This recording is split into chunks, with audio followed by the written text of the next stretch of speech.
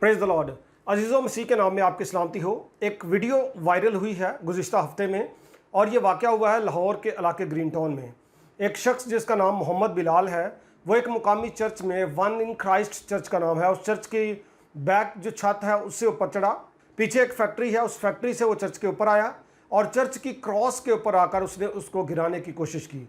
आप इस वीडियो को देख लें, फिर इसके ऊपर बात करते हैं।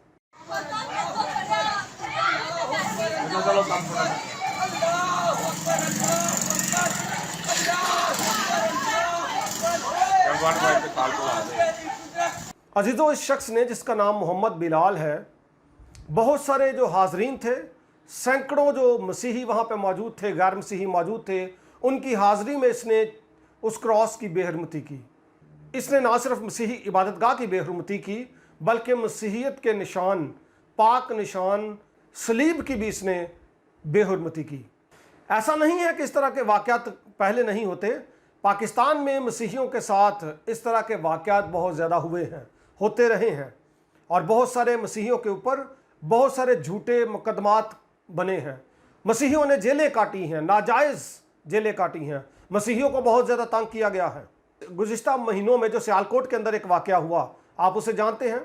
एक शख्स जिसके ऊपर गुनाह भी साबित नहीं हुआ था, वो जो सिर्फ मैनर्ड था, पूरा काम लेना चाहता था, उस शख्स को किस बेरहमी के साथ मार दिया गया, शहीद कर दिया गया।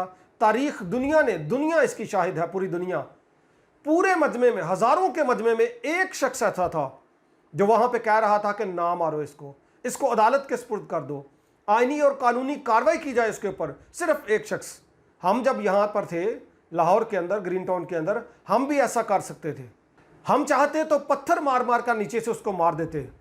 हम चाहते तो वहाँ पे स्लीप के अंदर करंट छोड़ देते ताकि वो वहीं पे हलाक हो जाता।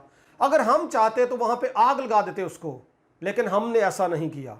वहाँ पे सियालकोट के अंदर तो एक था जो बचाने वाला था और कहने लगा था कि रहने दो, मुआफ़ कर दो, लेकिन यहाँ पे शायद एक ऐसा हो, शायद वो भी ना हो, जो कहता हो कि इसको मार दो। ये है मसीही रवैया और ये है मसीही उत्तम इखलाक, और ये हैं पाकिस्तानी मसीही जो पाकिस्तान से मोहब्बत करते हैं। वो काम किया जो आईनी और कानूनी है, यानी पुलिस को फ़ोन किया और बाकायदा तौर पर उसको पुलिस के हवाले किया गया। मुझे पता चला कि बाद बिशप वकास हैं वहाँ पे, उन्होंने बाकायदा FIR कटवाई और उसको पुलिस के हवाले किया। ये है प्रॉपर तरीका। अब आइन और कानून के मुताबिक जो भी सज़ा उसको दी जाए वो हमें कबूल है। मैं आज पूरी कौम को ये पैगाम देना चाहता हूँ, पाकिस्तानी पूरी कौम को ये पैगाम देना चाहता हूँ कि मसीहियों के ऊपर तो आप झूठे मुकदमात बना लेते हैं, जिन मुकदमात में ना तो कोई हकीकत है, ना कोई आपके पास गवाह है। आप खुद से अपने फ़ायदे के लिए किसी और का नुकसान कर देते हैं और या उनके ऊपर तौहीन मज़हब या तौहीन रसालत लगा देते हैं। पाकिस्तान के अंदर बहुत सारे ऐसे केसेस हैं कि मसीहियों के ऊपर तौहीन रसालत या तौहीन मज़हब लाई गई, वो भी झूठी, कोई कसूर नहीं है उनका। आसिया बीबी एक ऐसी खातून जिसको 2009 के ऊपर, जिसके ऊपर ब्लास्फेमी लगी, 2009 से 2019 तक उसने चक्की पीसी, अदालतों में उसने आहो नाला किया, अपने ख़ानदान से, अपने बच्चों से दूर रही और इंतहा की अजियत उसने बर्दाश्त की। लेकिन कसूर क्या? अदालत उज़्मा, जो पाकिस्तान की सबसे बड़ी अदालत है, उसने कहा कि वो बेकसूर है, वो मोहतरमा है, वो बरियज़ुम्मा है। और जितना उसने अजियत उठाई है, जितनी उसने तकलीफ उठाई है, उस तकलीफ के बाद अदालत उज़्मा ने यह कहा कि यह सादिक और अमीन है, यानी इसमें ऐसा कोई गुनाह नहीं है, शी इज़ नो गिल्टी।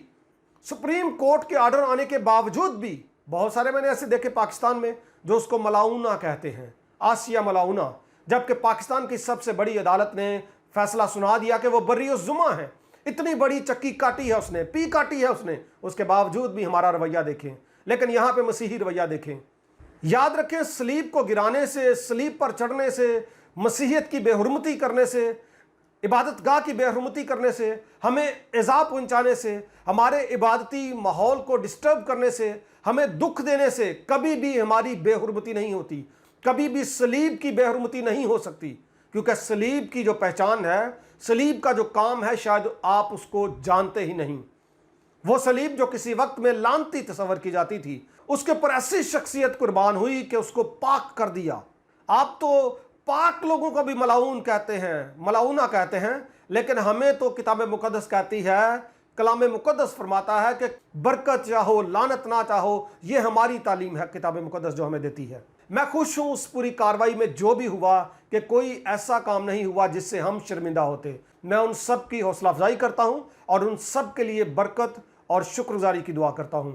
और मैं एक आखिरी आयत के साथ इस बात को क्लोज करूंगा कि ऐसे लोग जो नापाकी की हालत में सलीब पर चढ़े हैं, इनको क्या पता, किताब मुकद्दस फरमाती है कि सलीब का पैगाम हलाक होने वालों के लिए, यानी ऐसे लोगों के लिए तो बेवकूफ़ी है। इनके लिए क्या, जो बेवकूफ़ हैं उनके लिए तो बेवकूफ़ी है, लेकिन हम नजात पाने वालों के लिए खुदा की कुदरत है। खुदावंद आपको बरकत दे। शुक्रिया।